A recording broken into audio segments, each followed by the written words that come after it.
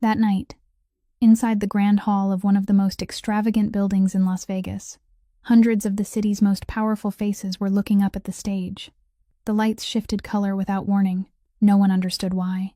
But the woman standing center stage did the moment she looked down at her own hands. The makeup on her skin glowed unnaturally under the UV light, revealing lines and boundaries that no amount of money could erase. A secret that an entire empire had spent years burying was suddenly laid bare before the entire world. From the VIP row, a man rushed onto the stage. He pulled off his jacket and draped it over her shoulders, gripping her arm, pulling her away. But she didn't move. She pushed his hand away, gently but firmly. She didn't run. For the first time in her life, she didn't run. And this story, it didn't begin in that moment. It began in a small bakery, on a street that no one remembers the name of anymore. There, a woman lost everything. And the last words she spoke before she was pushed out, no one believed. Until tonight. If this story touched you, hit like so more people can hear it. Share it with someone you think needs to hear it. And subscribe to our channel so you never miss the next story. That street had once had a name. It had once had laughter. It had once carried the smell of baked bread all the way out to the sidewalk every early morning. Hidden behind the great avenues of Las Vegas, that little street had no neon lights, no giant billboards. It had only a row of small shops standing one after another, places where the owners knew every regular customer by name. And in the middle of that street, there was a bakery. Ruth Kent's Bakery. Ruth was the kind of person who made customers feel that, once they stepped inside, they didn't need to look at the menu. She remembered what everyone liked, what everyone was allergic to, who was going through a hard season and needed a free pastry with a smile tucked beside it. The bakery wasn't large, just big enough for a few small tables, but it was rarely empty. People didn't come only because the pastries were good. They came because Ruth made them feel welcome. Marlo, Ruth's daughter, 28 years old, was the only person helping her mother at the bakery. She couldn't remember when she had first learned to knead dough, but her real passion wasn't baking. It was photography. Whenever she had free time, Marlo would stand outside on the bakery's front step, lift her old camera, and capture the small moments on the street. An old man sitting with his coffee, a child running through a puddle. Nameless faces, but full of stories. Every now and then, Ruth would look out and shake her head with a smile. She didn't understand why her daughter loved taking pictures of strangers so much. But she didn't forbid it. She only said, "You can do whatever you want, as long as you're true to yourself." Life for mother and daughter was simple that way. Open the bakery in the morning, close it at night. Not rich, not lacking. Ruth had a handwritten recipe book that she always kept on the kitchen shelf. Its pages had yellowed, and the edges were curled from so much use. In the margin beside every recipe were small notes in her own handwriting. That book wasn't only a book of recipes. But that part comes later. Everything changed one morning. The owner of the flower shop 2 doors down came knocking on the bakery door, his face pale. He said, "I just signed the sale papers. They paid 3 times the price." Ruth asked, "Who bought it?" He shook his head. "All I know is Voss Empire." That name, in Las Vegas, was known by everyone. Voss Empire, the largest real estate and entertainment corporation in the city. When they wanted something, they got it. Not with guns, not with threats. With money. With a system. With the cold patience of people who had never had to hear the word no. The first week, the grocery store at the head of the street sold. The second week, the laundromat sold. The third week, the coffee shop on the corner sold. One door after another closed. One sign after another was taken down. The street slowly emptied, like a mouth losing its teeth one by one. Only one shop remained lit, Ruth Kent's Bakery. The neighbors advised her to sell. It was a great deal of money, and life would be easier to breathe through. Ruth shook her head. "This bakery isn't merchandise. This bakery is home." Marlo stood in the kitchen, hearing her mother say those words, her hands still working the dough. She didn't say anything. But she knew that when her mother used the word home for the bakery, it meant she would never leave, no matter what happened. Sterling Voss was 33 years old. In Las Vegas, people knew his name before they ever saw his face. Not because he appeared often in the papers. On the contrary, Sterling rarely appeared at all. And that was exactly what made people afraid. Powerful men who liked to show off were merely rich. Powerful men no one ever saw were the ones who were truly dangerous. Voss Empire was the largest real estate and entertainment empire in the city. Hotels, resorts, shopping centers, casinos, everything ran under one name. And behind that name, there was only one man making the decisions. Sterling never raised his voice. He spoke softly, slowly, and only once. If someone didn't hear him clearly, that was their problem, not his. In meetings, when Sterling fell silent, the whole room stopped breathing. When he opened his mouth, no one dared interrupt. His power didn't live in his fists. It lived in the system. Lawyers, banks, the media, contracts. Those four things, in Sterling's hands, were more lethal than any weapon. When the little street where Ruth's bakery stood fell onto Voss Empire's development map, Sterling didn't need to go there himself. He only needed to open the project blueprint on his desk, circle that street, and say 2 words to the team beneath him. Handle it. No further explanation was needed. No need to ask who lived there, who made a living there, who would lose what. To Sterling, that street was only a cell on a spreadsheet, a line in a plan, a small obstacle on the way to an entertainment project worth hundreds of millions of dollars. His team began working. The first step was to buy every shop around Ruth's bakery. High prices, cash, quick signatures. Most of the shop owners sold within 1 week. The second step was to cut off the supply chain. Ruth's main flour supplier suddenly informed her they would no longer deliver. No reason was given. Ruth called another supplier, and they accepted the order, then canceled at the last minute. It went on that way, until ingredients became harder and harder to get, prices rose higher and higher, and quality grew worse and worse. The third step was the media. 1-star reviews began appearing online, in waves, one after another. Nameless accounts wrote complaints so detailed they sounded as though they had been prepared in advance. The pastries weren't good. The bakery was dirty. The service was poor. Ruth read those lines with trembling hands. She knew they were fake, but new customers didn't. Business slowly began to fall. The final step was the bank. Ruth had a small loan to keep the bakery running. That loan was coming up for renewal. She filed the application the way she did every year, but this time, the bank refused. Not qualified, they said. Ruth asked why. The answer was circular, unclear, but the result was very clear. With no money, no steady ingredients, and no customers, Ruth Kent's bakery was slowly dying. No one came to threaten her. No one pounded on her door in the middle of the night. There was nothing she could call the police about. Everything was legal. Everything had paperwork. And that was the cruelest part of all. Ruth was being driven into a corner without being able to point to the person driving her there and name him.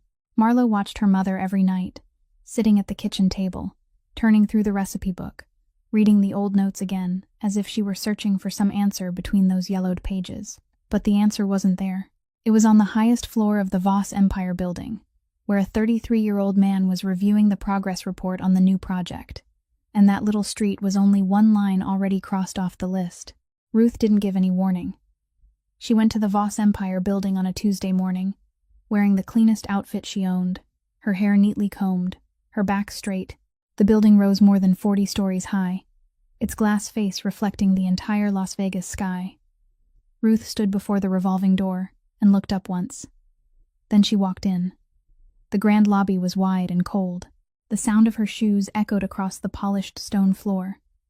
The receptionist looked up, studied Ruth from head to toe, then asked if she had an appointment. Ruth said no. The receptionist shook her head and said no one was allowed up to the top floor without an appointment. Ruth stood still. She didn't shout. She didn't make trouble. She simply stood there, right in the middle of the lobby, and said very clearly, "I won't leave until the owner of this building meets with me." The receptionist picked up the phone and called upstairs. A few minutes later, she set the phone down and said, "He's agreed to see you. 10 minutes." Ruth stepped into the elevator. The doors closed. She watched the numbers move across the digital display, floor by floor, climbing higher. When the elevator doors opened on the top floor, Ruth stepped into a large room, so quiet she could hear the sound of her own footsteps. Sterling Voss stood beside his desk, holding a cup of coffee. He looked at Ruth without surprise, without irritation, as if she were an appointment that had been written on his calendar long ago. "Please sit," Sterling said, his voice soft. He poured a glass of water and placed it in front of Ruth. "What would you like to say?"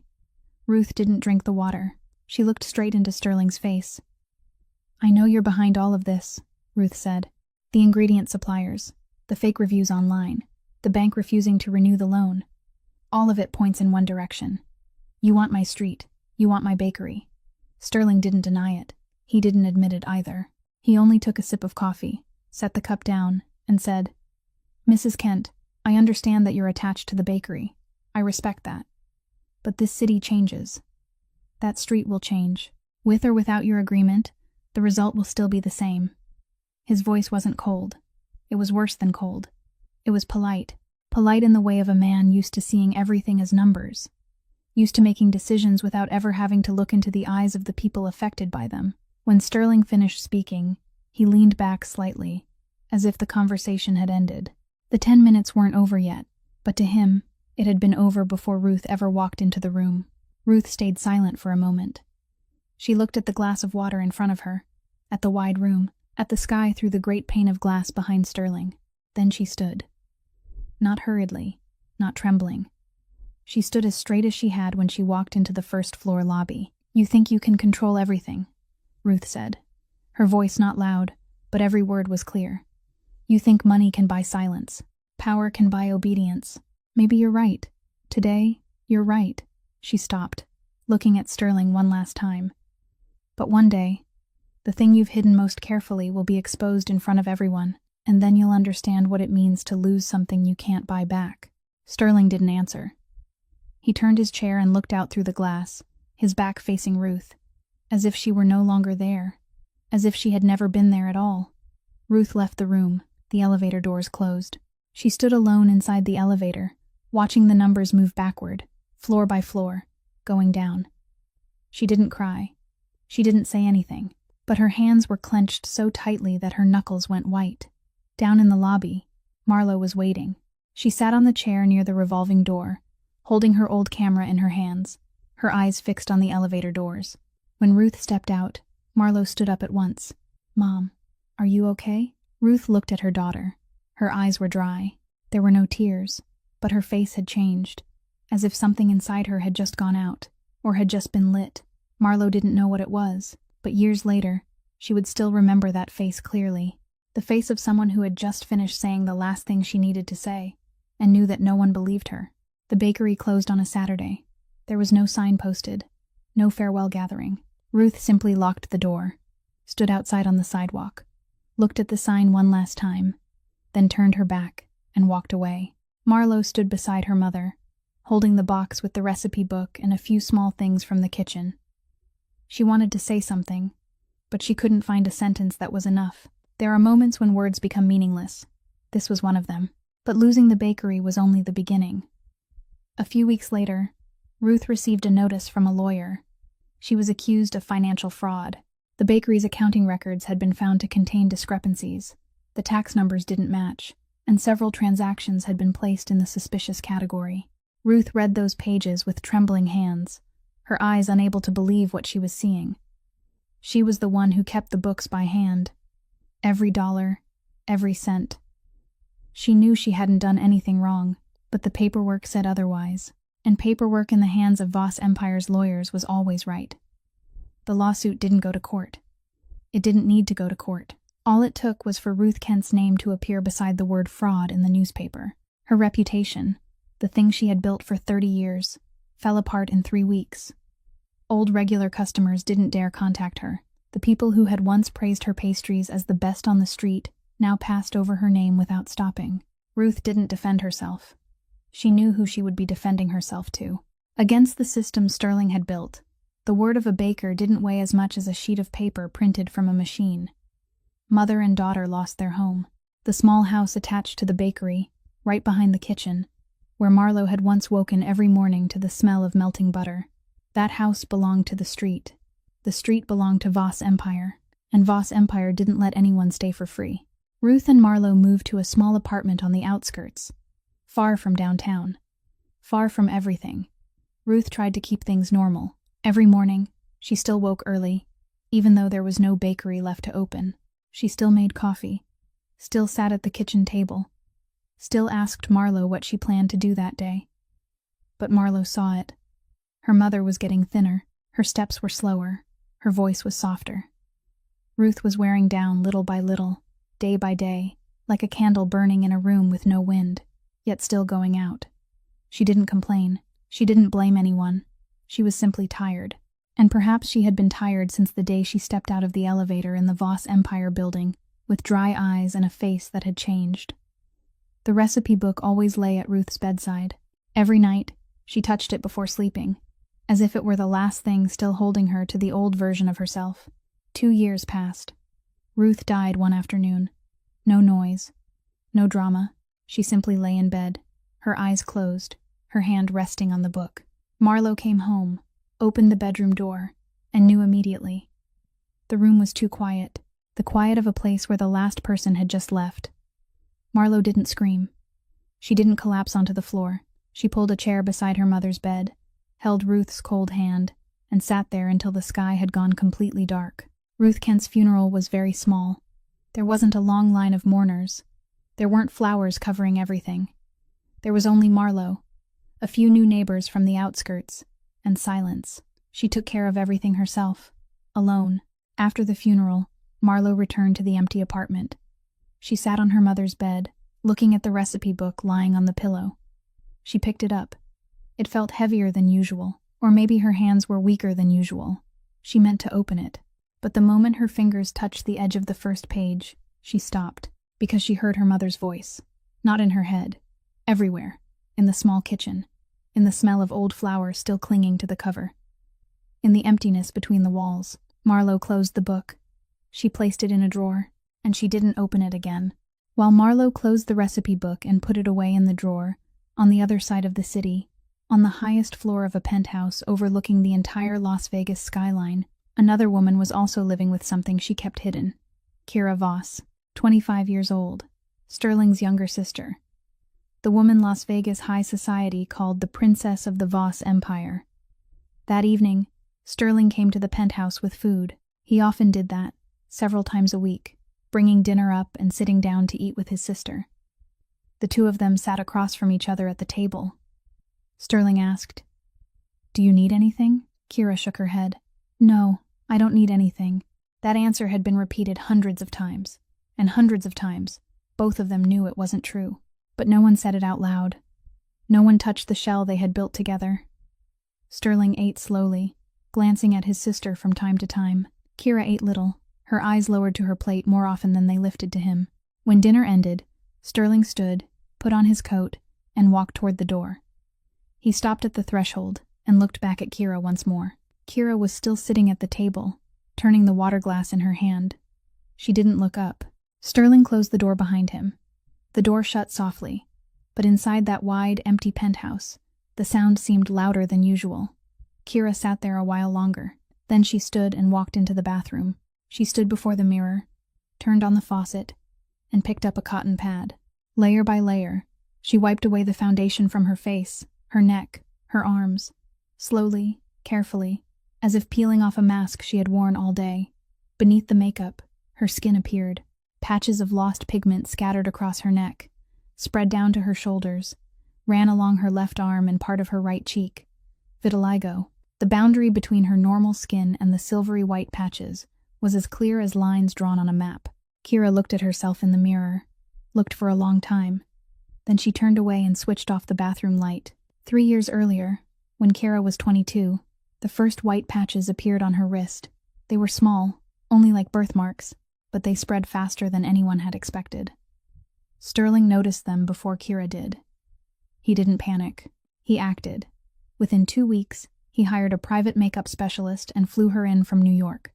He made every employee in the penthouse sign a confidentiality agreement. He controlled every public appearance Kira made. No one was allowed to know. No one was allowed to ask. No one was allowed to speak. Kira accepted it. At the time, she thought her brother was protecting her. He cared about her. He wanted her not to be hurt.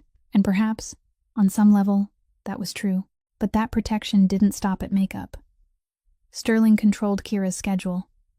She was only allowed to go out when a team had prepared everything in advance, only allowed to meet people who had already been approved. only allowed to appear in places where the lighting, the camera angles, and every detail were within control. Once, Kira told Sterling she wanted to study fashion design.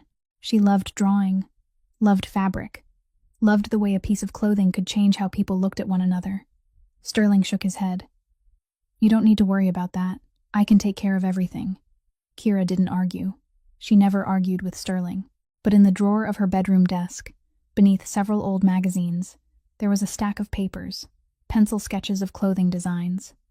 Kira drew them at night, when no one was watching. She hid them there, as if hiding a part of her true self that no one allowed her to live.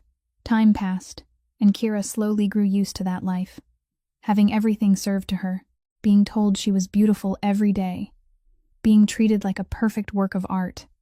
And little by little, she began to believe it. She became arrogant. If an employee brought her coffee 2 minutes late, she frowned. If a maid folded the towels the wrong way, she didn't even bother to look. Once, when a new assistant accidentally looked at Kira longer than usual, Kira asked coldly, "What are you looking at?" The girl apologized in a panic. Kira didn't answer. The perfect image Sterling had built for Kira had slowly become her real self, or at least, the self she believed was real. Outside, she was the flawless princess. Inside, every night, she still stood before the bathroom mirror, wiped off her makeup, looked at the blotched patches of skin, and then turned off the light. Every day was the same. Turn off the light, then go to sleep. As if, by not seeing it, it didn't exist. 3 years had passed since the day Ruth died. For 3 years, Marlo had lived alone. She left the apartment on the outskirts and moved into a place even smaller, a little closer to downtown, close enough for her to take jobs without spending too much money on gas. Marlo worked as a freelance photographer. Portraits. It was the only thing she was good at besides baking, and baking was something she no longer touched. Marlo's photography style was different from most photographers in Las Vegas. She didn't retouch, didn't use Photoshop, didn't smooth skin, didn't enlarge eyes, didn't adjust colors to make them prettier than reality. She photographed people exactly as they were, every wrinkle, every scar, every patch of freckles. She called them honest portraits. A few small magazines liked that style. They hired her to shoot interviews, features, and, now and then, events. Enough for Marlo to have a name in the field, not enough for her to live comfortably.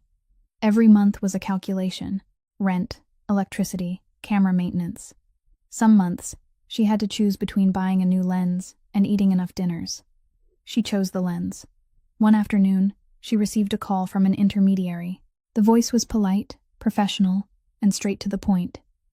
There was a portrait contract for a member of the Voss family, a personal image project, filmed and photographed at a private residence. The fee was higher than any contract Marlo had ever accepted. The intermediary didn't give the specific name of the person who needed the shoot, only said it was a private contract and required a confidentiality agreement before the work began. Marlo listened, then fell silent for a few seconds. Voss. That name wasn't unfamiliar to her. It had never been unfamiliar. It had been in her mind for 3 years, like a stone sunk at the bottom of the water, something she didn't want to look at but always knew was there. She knew what Voss Empire was. She knew who Sterling Voss was. She knew what that empire had been built on. And one part of it was her mother's bakery. But next month's rent still hadn't been paid. Her camera needed a new battery. And this contract paid 5 times what she earned in a normal month. Marlo accepted the job. She thought it would be a shoot for some company event, or for internal materials. She didn't think she would have to step into the Voss family's private home. On the first day, she arrived at the address sent to her by text message, a penthouse at the top of one of the tallest buildings in Las Vegas. She stepped into the elevator, pressed the button for the highest floor, and watched the numbers climb, just as her mother once had, in that same elevator, many years before. When the elevator doors opened, an assistant led her down a short hallway, then opened a large door, and there, in the middle of a wide living room flooded with natural light, a young woman was sitting, beautiful, perfectly made up, her back straight, her chin slightly raised, her eyes looking at Marlo with the indifference of someone used to being served. Kira Voss. Marlo recognized her at once, not because she knew Kira's face, but because she recognized this penthouse, this building, the Voss name on the contract. She was standing inside the home of the people who had taken everything from her mother. Marlowe's hand tightened around the strap of her camera bag. She stood in the doorway, not stepping in, not stepping back. A few seconds. Only a few seconds.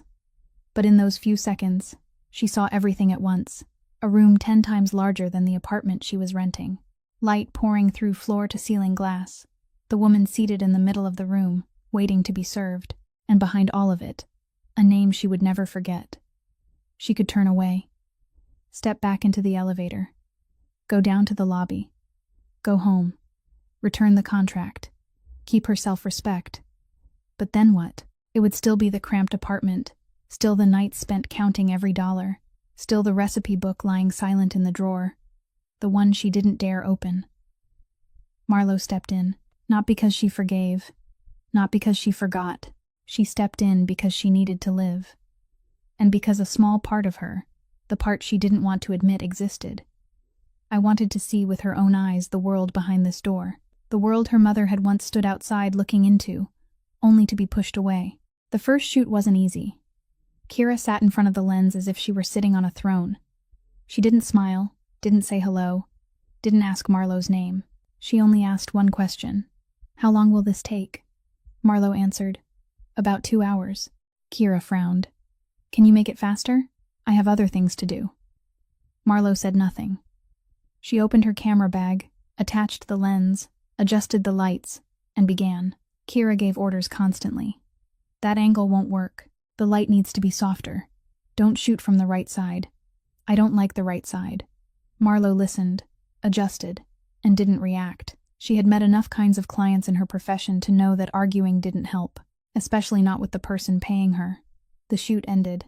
Kira stood and walked away without saying another word. Marlowe packed up her things alone in the wide, silent room. The second shoot was the same. The third was the same. Kira was haughty. Marlowe was quiet. The two of them were in the same room, but they were separated like two walls. But over many sessions, something began to change. Not loudly, not clearly. Only the silences between them began to feel a little less heavy. Kira started to talk. Not give orders. Really talk. At first, they were only small, harmless sentences. It's too hot today. I couldn't sleep last night. The coffee here is terrible. Marlowe answered briefly, without forcing it. And perhaps it was precisely because she didn't try to become close, didn't flatter, didn't fawn, that Kira felt something rare in her life. Being beside someone who wanted nothing from her. In this penthouse, everyone wanted something from Kira. The employees wanted to keep their jobs. The assistants wanted their salaries. Guests wanted a connection to Sterling through her. Everyone had a purpose. Marlowe didn't. She came, took photographs, packed up, and left. And that healthy indifference became the very thing that made Kira lower her guard. One afternoon, while Marlowe was adjusting the angle of a light, Kira suddenly said, "Sometimes I look in the mirror and don't know who the person in it is." Marlowe's hand stopped. She didn't turn to look at Kira. She stood still, her hand still on the light stand, and remained silent. Not because she didn't know what to say, but because that sentence touched a wound she carried too. She too had once stood before a mirror, after her mother died, and failed to recognize herself. She understood that feeling, but she didn't say it. She only continued adjusting the light, then said softly, "Are you ready? Let's keep shooting." Kira nodded. No one mentioned that sentence again, but from that day on, the distance between them shortened a little more. A few weeks later, during a midday shoot, something happened. That day was hotter than usual. The air conditioning system in the shooting room had a problem, and it took a while to fix. The studio lights gave off heat. Kira sat beneath them, and beads of sweat began to appear on her forehead, on her neck. She brushed lightly at them with her hand, and Marlowe saw it. In the place Kira had just wiped, the foundation smudged, revealing a silvery white patch of skin on her neck.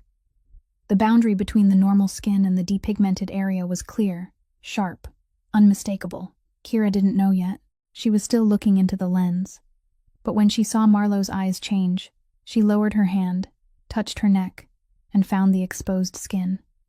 Kira's face changed color. Not from shame, from fear. Pure, raw fear, like an animal driven into a corner. She sprang to her feet, stepped back, and stared at Marlowe as if looking at a threat. Her hand trembled. She was about to turn and run out of the room. Marlowe said, Stay still. Kira stopped, not because she wanted to, but because Marlowe's voice was too calm, too steady. There was no panic, no shock, no disgust, only calm. I'm not taking the picture, Marlowe continued, looking straight at Kira. But don't run either. Kira stood in the middle of the room, her hand still on her neck, covering the exposed skin. Her eyes were red, but she didn't cry, and she didn't run. It was the first time in 3 years that someone had seen Kira without her makeup fully covering her, and that person didn't turn away, didn't show fear, didn't call Sterling, didn't report it to anyone. She only stood there, calm, and told her not to run. Marlowe placed the camera on the table. She took a bottle of water from her bag and set it on the table beside Kira. Then she turned back to pack up the lights, as if nothing had happened.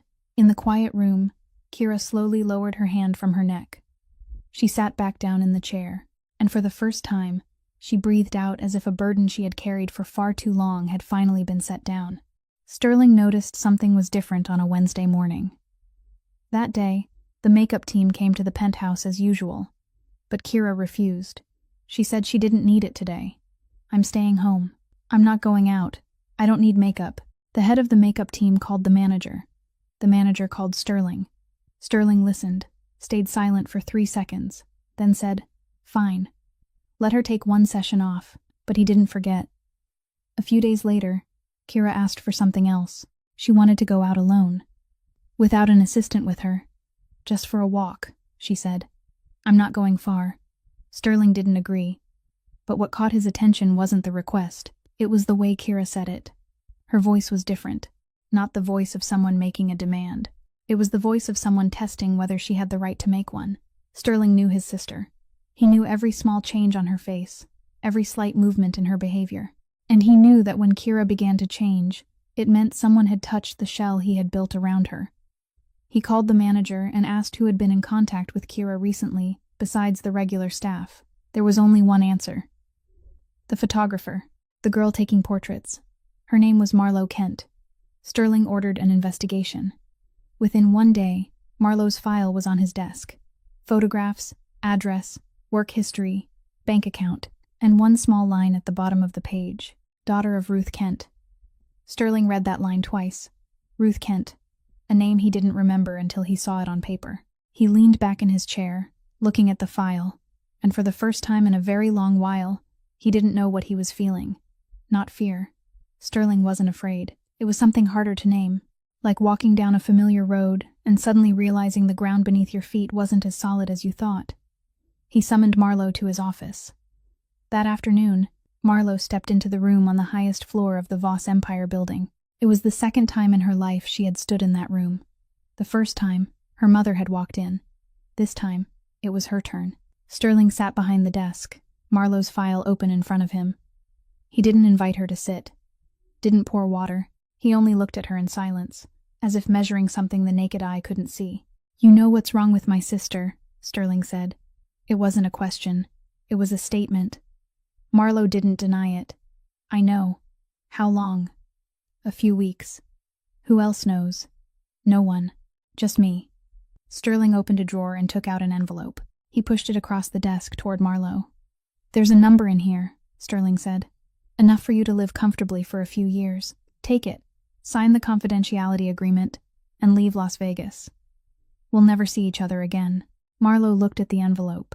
She didn't touch it. No. Sterling tilted his head. That wasn't an answer he was used to hearing.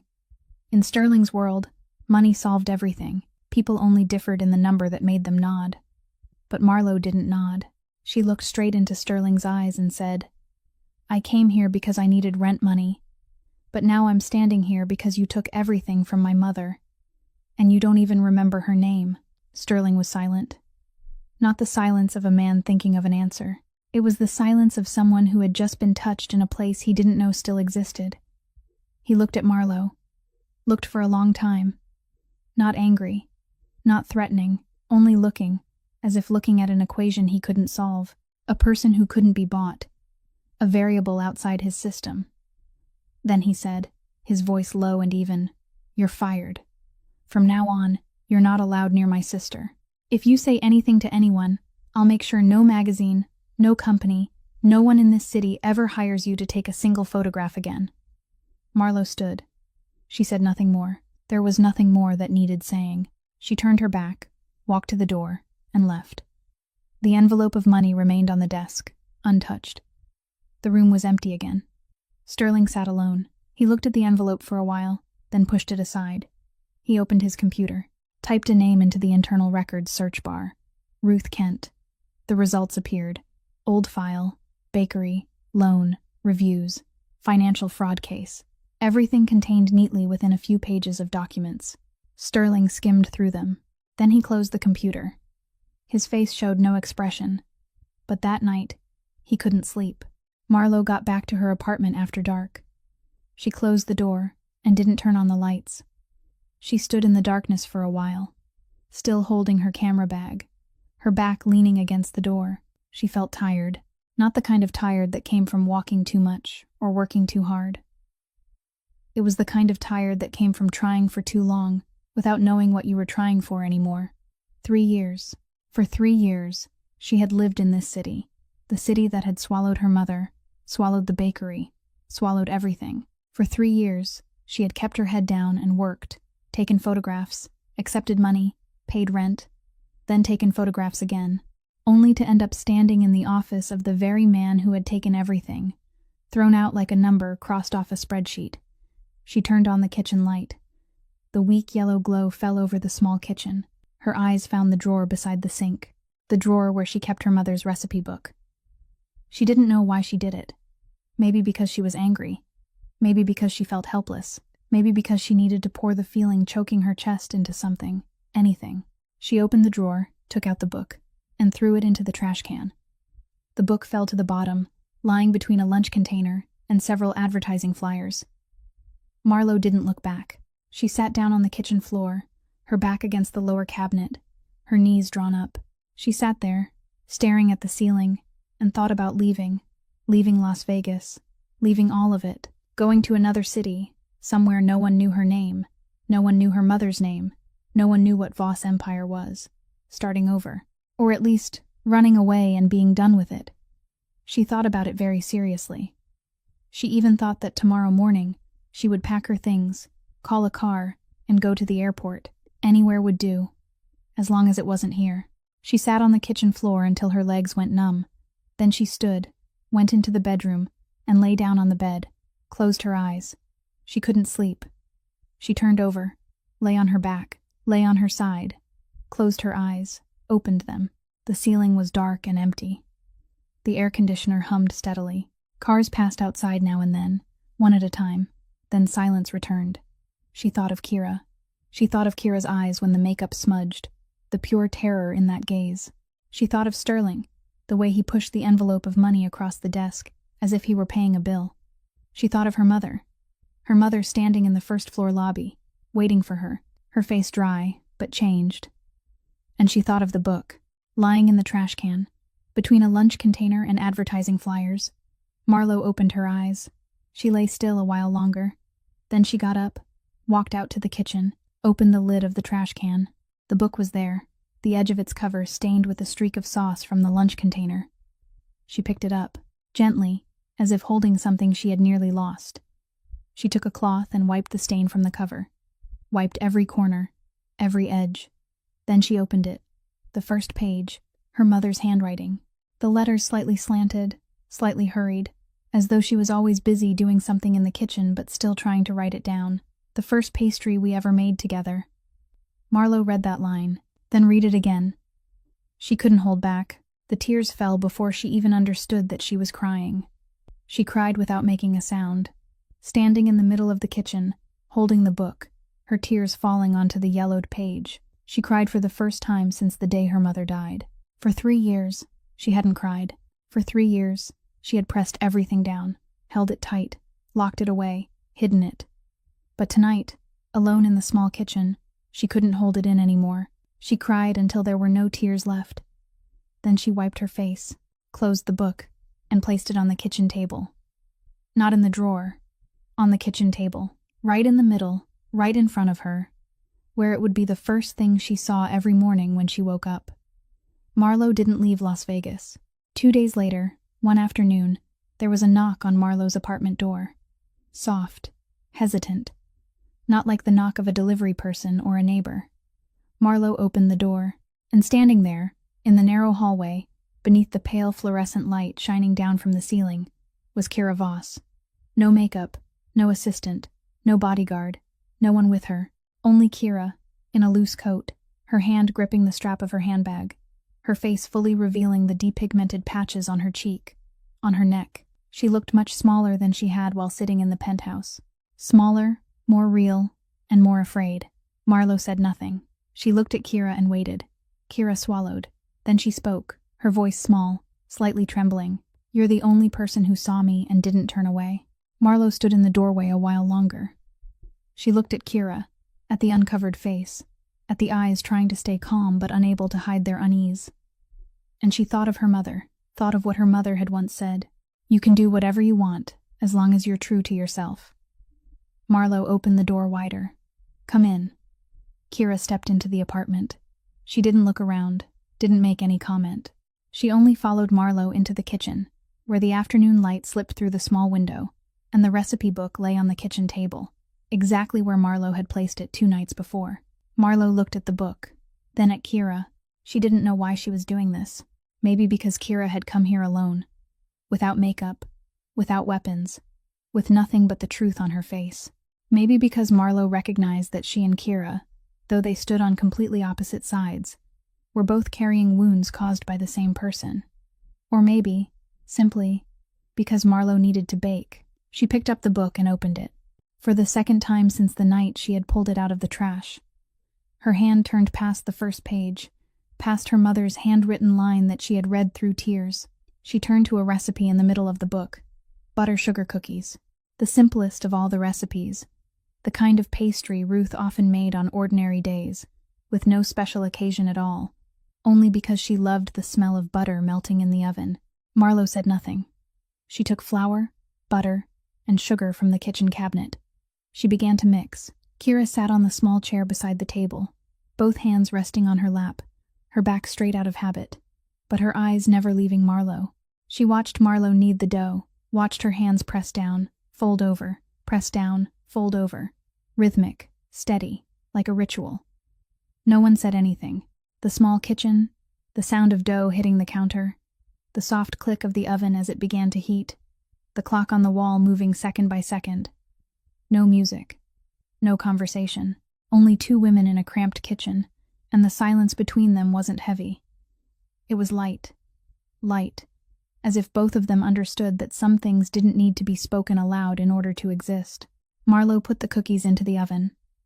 Then she sat down across from Kira. The 2 of them waited. The smell of butter began to spread.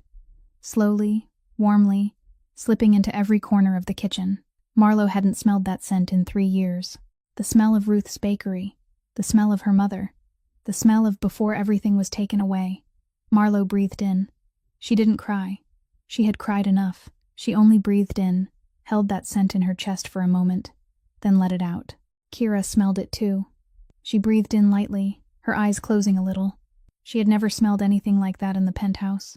In the penthouse, everything smelled of perfume, scented wax, of perfection arranged into place. This smell was different. This smell was real.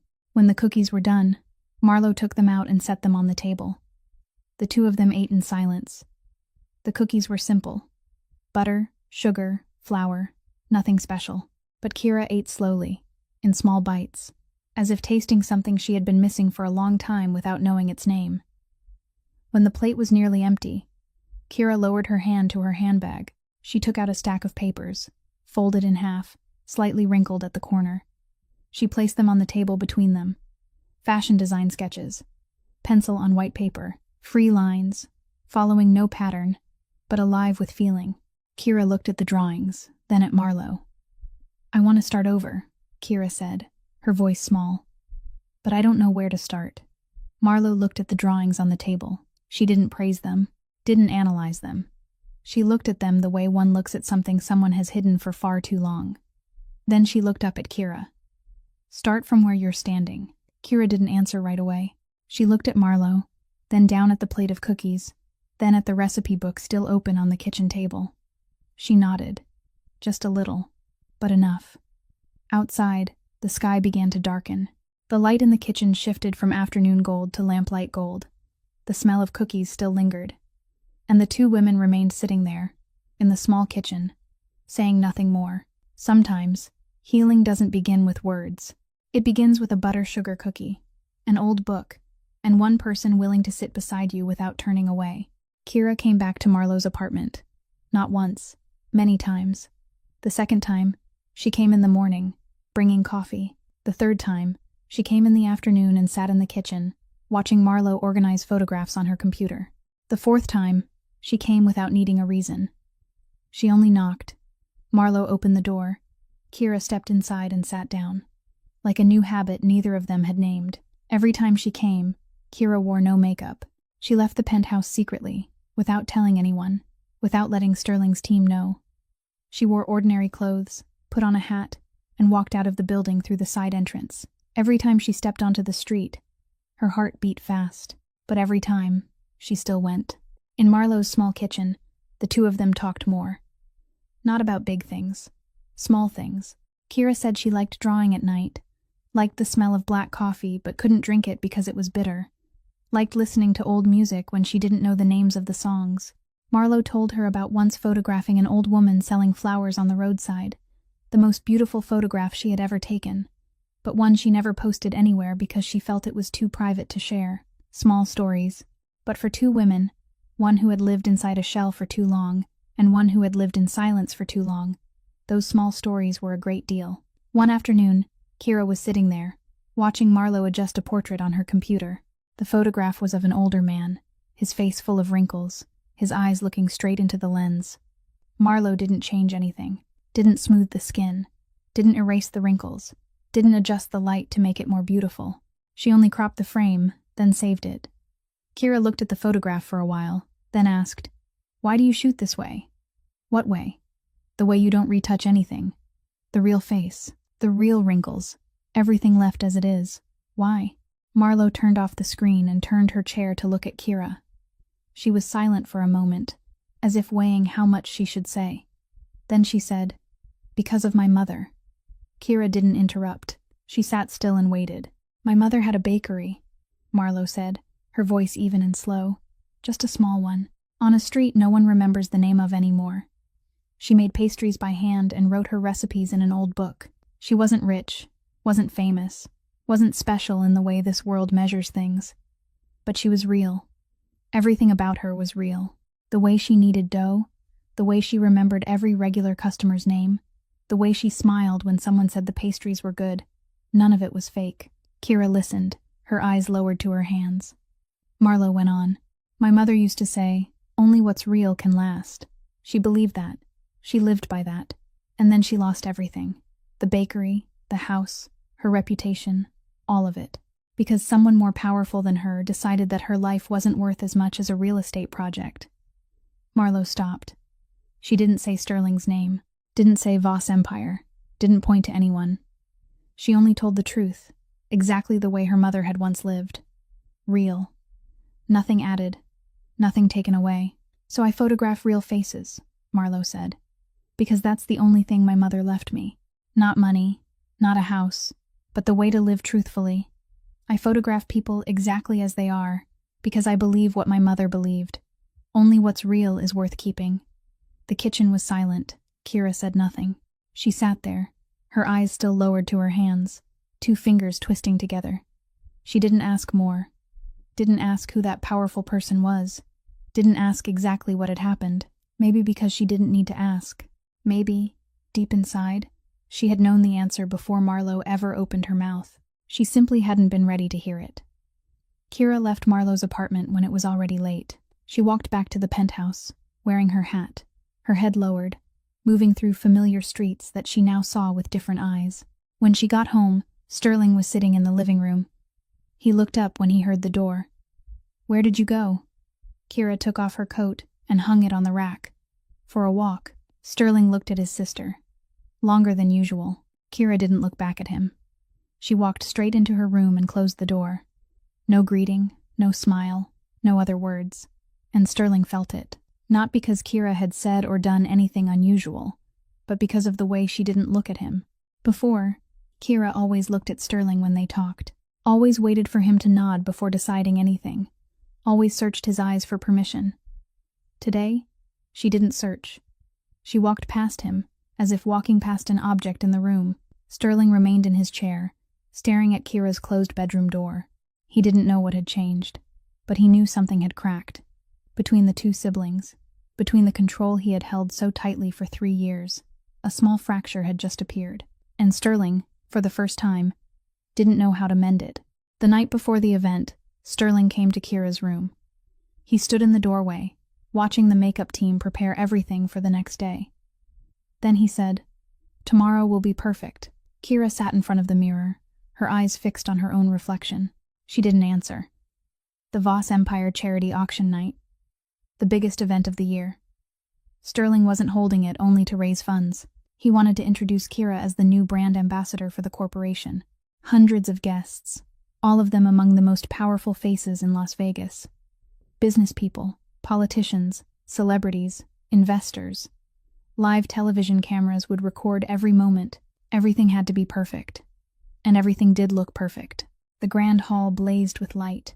Kira stepped onto the stage, exactly according to schedule, exactly on time, exactly according to the script. Flawless makeup, confident steps, a smile measured just enough. She stood in the center of the stage, the lights shining down on her, and the whole hall applauded. Sterling sat in the VIP row, the first row, on the right side of the stage. He looked at his sister and smiled, the rare smile of a man who rarely smiled. Everything was going according to plan. In the far back corner of the hall, Marlo stood behind the press barrier, holding her camera. A small magazine she occasionally worked with had assigned her to cover the event. Her name was listed under the magazine's photographers, not under her personal name.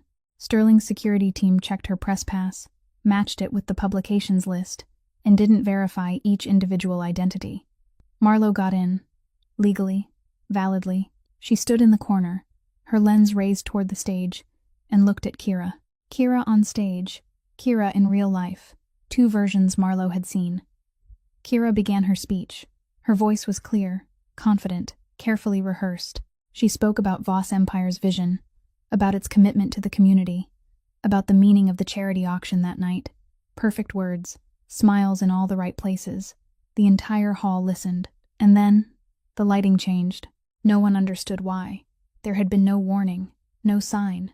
A stage technician behind the wings had accidentally switched on the UV lighting system, the system installed for the art performance scheduled for 40 minutes later. He pressed it earlier than planned. A technical mistake. One wrong push of a button. That was all. The stage lighting shifted from warm white to black-violet. UV light covered the whole stage. Kira was still speaking, but she stopped in the middle of a sentence, because she looked down at her hands. Under the UV light, the special makeup on her skin glowed, not in a normal way. It glowed unnaturally, with an artificial shimmer, completely different from the skin that had not been covered. The boundary between normal skin and depigmented skin appeared clearly on her face, on her neck, on both arms, like a map drawn in light, exposing every border that money and makeup had hidden for 3 years. Kira looked at her hands. Then she lifted her eyes and looked out at the crowd. Hundreds of faces were staring at her. Hundreds of eyes. And cameras. Live television cameras, lenses still filming, red tally lights still on, recording every second. The hall began to murmur. Whispers spread from one row of seats to another like water spilling over. People looked at one another. People looked up at the stage. People looked at the strange bright lines on Kira's skin and began to understand that something wasn't right. Something had been hidden. Kira stood in the center of the stage, her mouth still open from the unfinished sentence, her eyes lowered to her hands glowing beneath the UV light. She couldn't speak, couldn't move, as if her entire body had frozen in the moment when the greatest secret of her life was stripped bare under the lights. From the VIP row, Sterling moved toward her. He didn't run. Sterling never ran, but he walked fast, faster than anyone had ever seen him move. He took off his suit jacket as he approached, and when he reached Kira, he draped it over her shoulders. His hand closed around Kira's arm, tugging gently, wanting to lead her off the stage.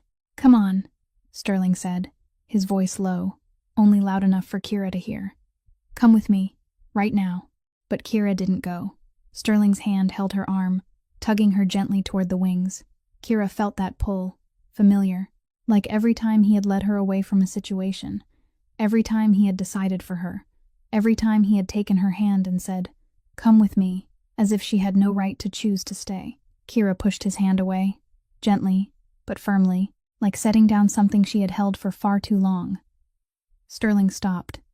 His hand remained raised where she had just pushed it away, suspended in the air, as if he couldn't believe what had happened. He looked at Kira. Kira didn't look at him. She looked down at her hands. Under the UV light, the borders on her skin shone clearly.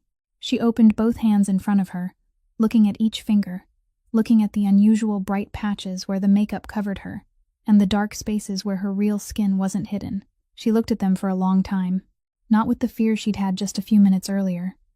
Not with shame either. She looked with the eyes of someone seeing clearly, for the first time, truly seeing clearly, who she was beneath all the layers. Then Kira did something no one in the hall that night could have predicted. She lifted her hand to the collar and took the small handkerchief tucked into the pocket of the suit jacket Sterling had just draped over her shoulders. She raised the handkerchief to her face, and she wiped, slowly, little by little. She wiped away part of the makeup on her right cheek, the thick foundation, the concealer, the special cream the makeup team spent hours applying every day. She wiped it away with a handkerchief, with her own hand. No one forced her. No one asked her to. The UV light couldn't remove makeup. It only exposed the borders. But Kira chose to go further. She chose to take it off herself. When the handkerchief left Kira's face, a large patch of skin on her right cheek and neck was completely exposed beneath the lights. Silvery white, depigmented, with a clear boundary against the normal skin. Not a wound, not a contagious disease, only skin. Real skin. Skin that no one had been allowed to see for 3 years. The hall went silent. There were no more murmurs, no more whispers. Hundreds of people sat motionless, looking up at the stage, looking at the woman standing beneath the violet light, with one half of her face perfect and the other half real. Sterling stood beside Kira, 2 steps away from her. His suit jacket was still on her shoulders. His hands dropped to his sides. And for the first time in the entire life Marlowe knew of him, Sterling Voss didn't know what to do. No lawyer could help him in this moment. No bank, no contract, no system. There was only him, his sister, and the truth an entire empire had done everything to bury, now standing in the middle of the stage beneath the UV lights. Sterling looked at Kira. Kira didn't look back at him. She looked out at the crowd. Her eyes were wet, but she didn't cry. She only stood there, her back straight, the handkerchief still clenched in her hand, and she didn't run. Down in the hall, Marlowe stood behind the press barrier, the camera in her hand, the lens still pointed toward the stage. Her finger rested on the shutter button. She could press it. 1 click, 1 photograph. Kira Voss, the face of Voss Empire, standing in the middle of the stage with her makeup half on and half gone, her skin showing silvery white patches under the UV light. That photograph would land on the front page of every newspaper. It would spread across the internet within hours. It would be a blow Voss Empire would never recover from. Marlowe had the right to take it. She was a press photographer, working, being paid to shoot, and the woman standing on that stage was the sister of the man who had taken her mother from her, taken the bakery, taken everything. She had every reason to press the button. Marlowe lowered the camera. She didn't take the photograph. Not because she was afraid, not because she felt pity. She lowered the camera, and that was all. The act needed no explanation. Sterling saw Marlowe, from the stage, through the black-violet UV light. He looked down toward the back of the hall and saw her, the woman he had fired, threatened, and tried to buy with money. She was standing there, her camera lowered at her side, her eyes looking straight up at the stage. The two of them looked at each other. The distance between them was an entire grand hall, hundreds of people, hundreds of chairs, and 3 years of memory. But in that moment, there were only 2 people looking at each other. Sterling understood. He understood that Marlowe held true power in that moment. 1 photograph, and his empire would crack from the foundation. But she had chosen not to take it. She had chosen to lower the camera. And that choice, somehow, weighed more than any words she had ever spoken to him in the room on the highest floor of the Voss Empire building. On the stage, Kira still stood. Down in the hall, the crowd remained silent. The cameras were still rolling, and no one knew what to do next. Except Kira. She knew. She had already chosen. After that, everything broke open faster than Sterling could control. The security team rushed onto the stage. The UV lights were shut off, and the regular lights came back on, but it was already too late. Hundreds of phones had been raised. Hundreds of screens had recorded it, and the live television cameras had already broadcast everything. Sterling gripped Kira's shoulder and led her through the wings, through the hallway behind the stage, past the faces of staff members standing along the walls in panic. Kira followed him, but not because she wanted to. She was simply tired. Tired in a way she had never been tired before. The kind of tired that came after doing something you had wanted to do for a very long time but had never dared. Sterling took Kira to the car and handed her over to an assistant. "Go back to the penthouse. Wait for me there." Kira didn't answer. She got into the car, the door closed, and the vehicle rolled away. Sterling remained standing in the hallway behind the building, loosening his tie.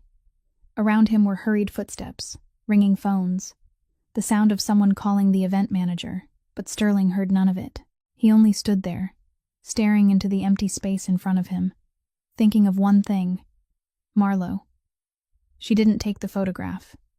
He turned back toward the hall and walked quickly to the press area. The reporters were packing up. Some were calling their newsrooms. Some were reviewing photographs on their cameras. Sterling didn't care about them. He looked around, searching for one face. And then he saw Marlo. She was standing in the corner of the parking garage behind the building, alone, her camera bag over her shoulder, preparing to leave. Sterling walked toward her. Marlo heard the footsteps and turned around. The two of them stood facing each other in the empty parking garage. Pale yellow light from the ceiling shone down over them. No one else was there. Sterling looked at Marlo. Then he asked, "Why didn't you take the photograph?" His voice wasn't cold the way it had been in the office that day, nor was it falsely polite the way it had been when he spoke to Ruth in the room on the highest floor. His voice sounded like the voice of someone who truly wanted to know the answer. Someone who truly didn't understand. Marlo looked at Sterling. She didn't avoid his eyes, didn't fear him, didn't rage at him. She only looked at him, calm, and said, "Because my mother taught me how to bake, not how to destroy other people." Sterling didn't answer. He stood there, looking at Marlo, and said nothing. Not the kind of silence he usually used to control a meeting room.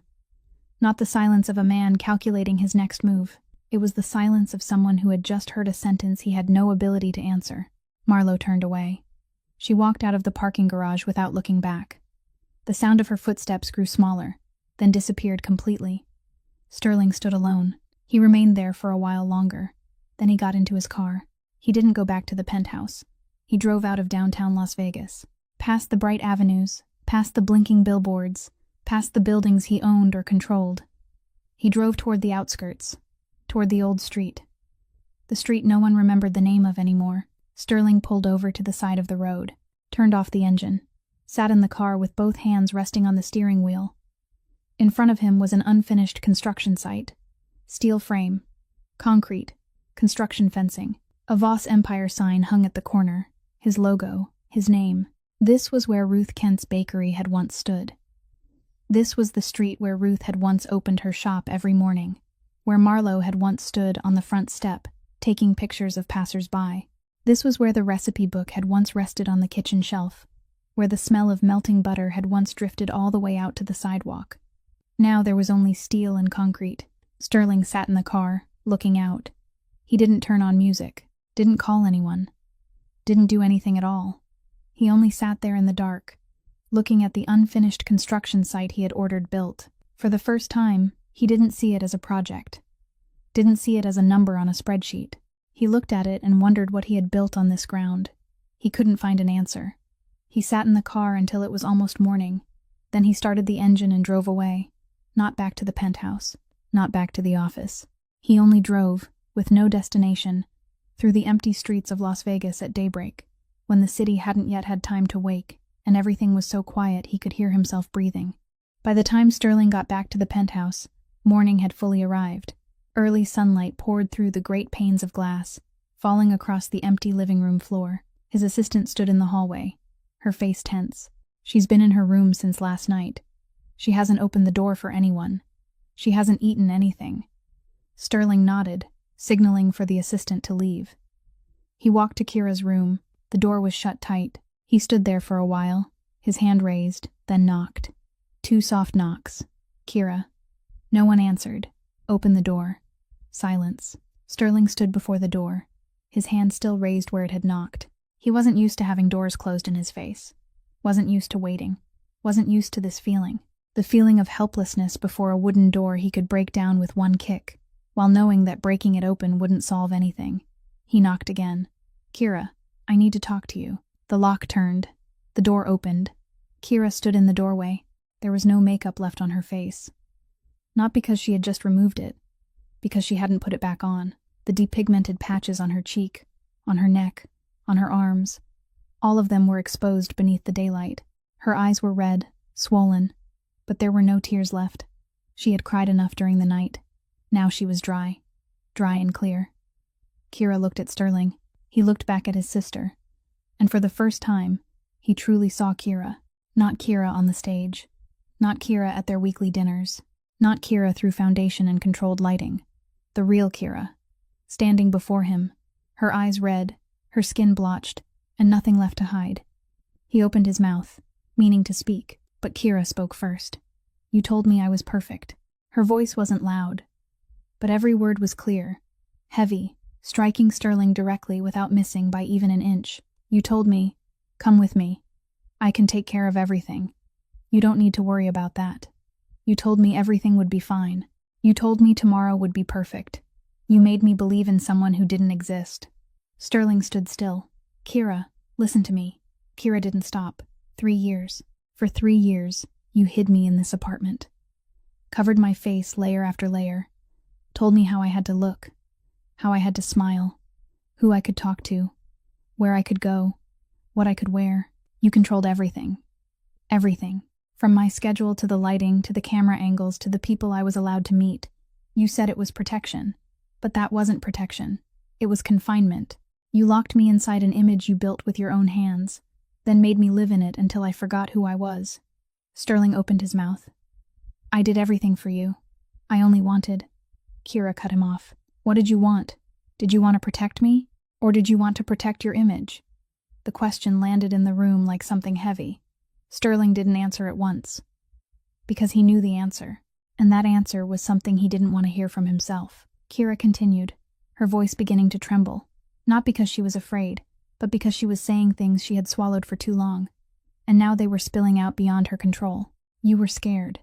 You were scared that if people saw the real me, with this skin, with these white patches, they'd think your empire wasn't perfect either. You were scared people would look at me and see a crack. Because to you, I wasn't your sister. I was part of the brand, an image, a product you wouldn't allow to be defective. Sterling looked at Kira. He wanted to argue. He wanted to say it wasn't like that he loved her, that he cared about her, that he had done all of it for her. But he opened his mouth, and no reason came. Because Kira was right, not entirely right.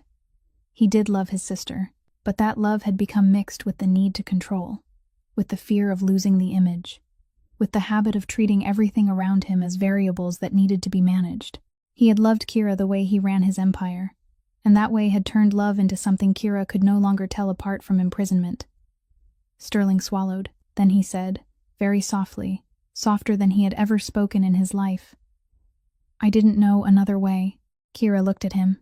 Her eyes grew wet again, but she didn't cry. She looked at him for a long time, as if looking at someone she had once trusted absolutely, and now she was seeing every crack in the statue she had once believed could never be shaken.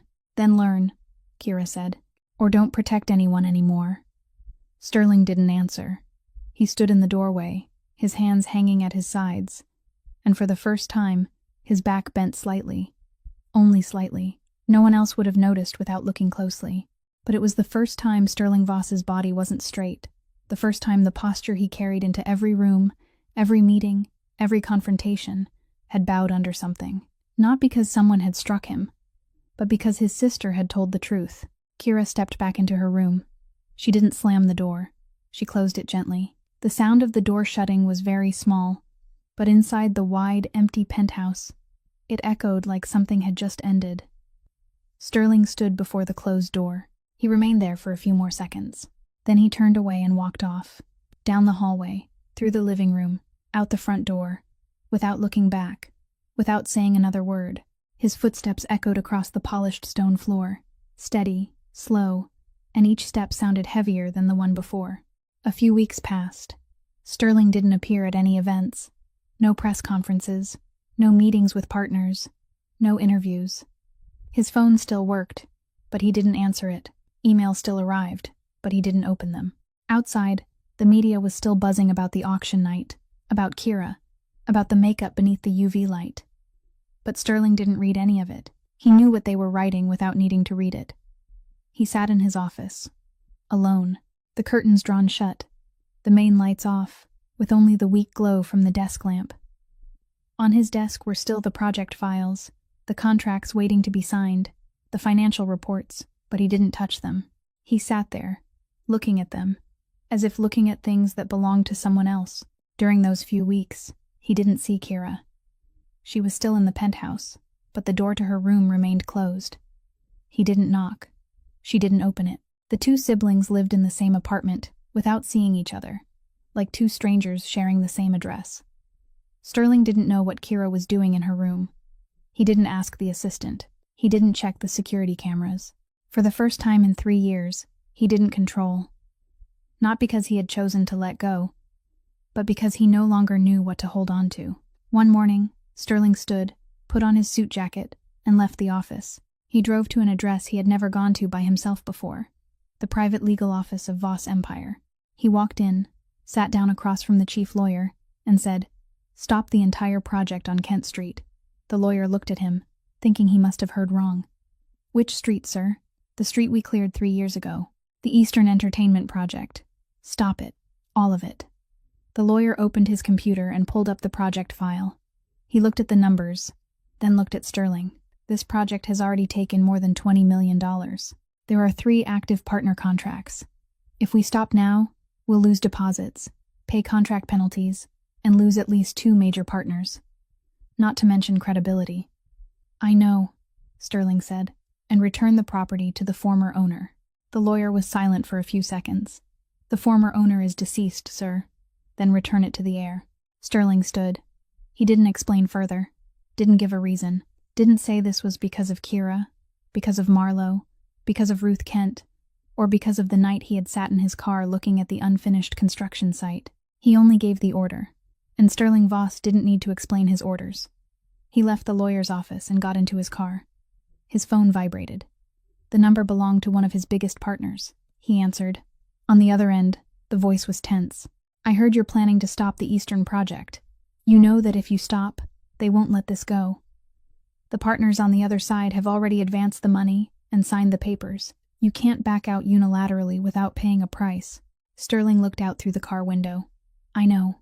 Then he hung up. In the weeks that followed, the price came. Fast, clear, non-negotiable. 2 partners pulled their capital out of other Voss Empire projects. A major contract with a hotel group was cancelled. Some people in the industry began saying that Sterling was losing control, that the auction night had shaken him, that the Voss Empire had a crack in it. Sterling heard the rumors. He didn't deny them, didn't explain himself, didn't strike back. He only continued sitting in his office, handling each consequence, each contract, each number, silent, alone. He paid the price, and he knew he was paying it. But for the first time, that price wasn't on a spreadsheet. It was somewhere else, somewhere he had only just begun to know existed. One afternoon, an envelope was delivered to Marlowe's apartment. There was no sender's name, only the name of a law firm. Inside was a set of legal documents. Marlowe opened it and read each page. Then she stopped at the final page, transfer of property use rights. The address written on the document was the old street, the place where Ruth's bakery had once stood. The property was being returned to the legal heir. The name on the document was Marlowe Kent. She held the papers, standing in the middle of her small apartment, and read that address again. the street no one remembered the name of anymore. But Marlowe remembered. Kira appeared in public for the first time since the auction night on a quiet morning. Not on a grand stage, not in a luxurious hall, just a small interview, one chair, one table, and one camera. She sat down, her back straight, her hands resting on her lap. No makeup. The depigmented patches on her cheek, on her neck, on her arms, were clearly visible beneath the studio lights. She didn't cover them, didn't hide them, and the outfit she wore wasn't designer fashion. It was the outfit she had designed herself. From the pencil sketches in her drawer, from the nights she had sat drawing alone when no one was watching. Now they were here, on her body, in front of the lens. Kira looked into the camera, and she said, "I don't apologize for my skin. I didn't choose it. But it's part of me, and I don't apologize for being myself. What I do apologize for is the way I treated the people around me. When I thought I was perfect, I looked down on others. When I believed in the image people had built for me, I forgot that everyone deserves respect. I was wrong." She stopped and took a breath. "I lived with a face someone else put on me. Today is the first day I'm going outside with my own face." A few months later, the old street. The street no one remembered the name of anymore, but this morning, someone remembered. The unfinished construction site had been taken apart. The construction fence had been removed. The Voss Empire sign was gone, and in the middle of the street, a small bakery had just opened its doors. The sign hung above the doorway. A simple wooden board, hand-painted, with 2 words. Ruth's. Inside the bakery, the smell of melting butter drifted from the kitchen to the counter. From the counter, out to the sidewalk. That was a smell this street had once known. Many years ago. Now it had returned. Marlowe stood behind the counter, her hair tied high, her apron fastened around her waist. In front of her, on the wooden kitchen table, Ruth's recipe book lay open. Yellowed pages, slightly slanted handwriting.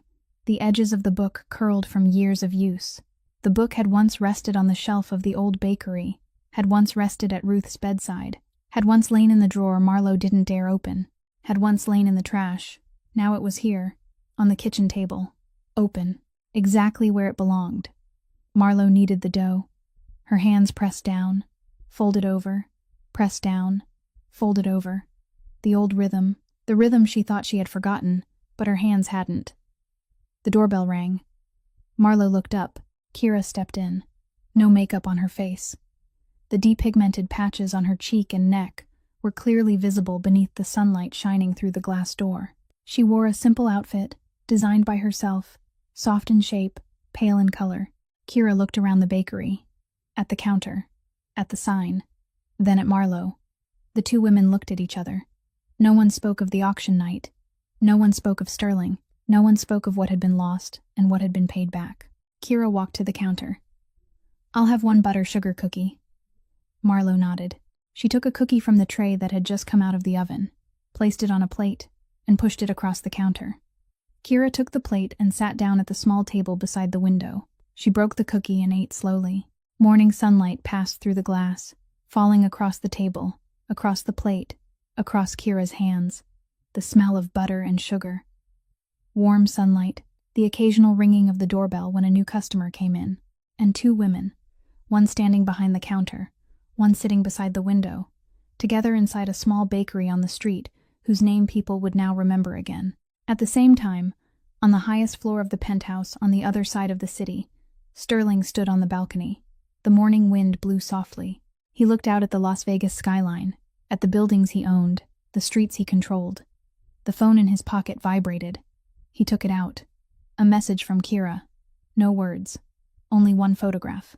A photograph of the bakery sign. Ruth's. Behind the sign, through the glass door, Marlowe could be seen faintly standing behind the counter. And sunlight. So much sunlight. Sterling looked at the photograph. For a long time, his thumb rested on the screen, nearly touching the sign in the picture. Then he turned off the phone, put it in his pocket, turned around and walked back inside. The balcony door closed behind him. He didn't go to the bakery. Not because he didn't want to, but because he knew there were places he no longer had the right to enter. There were things he had taken away, and even after giving them back, he no longer had the right to stand beside them. And perhaps that was the most expensive lesson Sterling Voss had ever learned. Not everything lost can be bought back. Not every wound heals simply because we want it to. And loving someone in our own way doesn't mean that person will feel loved. Sometimes, real love means letting someone live as the person they choose to be, even when that means you have to stand at a distance and watch. This story ends here, but perhaps, in your heart, it hasn't ended yet. If this story touched you, please press the like button so more people can hear it. Share it with someone you think needs to listen. And please subscribe to our channel so you don't miss the next stories every day. We'd love to know how you felt after this story. Which part made you stop and think? Which character touched you the most? Please share with us in the comments, because every comment you write is another story, from deep within your heart. And we're always listening. Thank you for staying until the end of the story. We wish you and your loved ones good health, happiness in life, and peace every day. Goodbye, and we'll see you in the next video.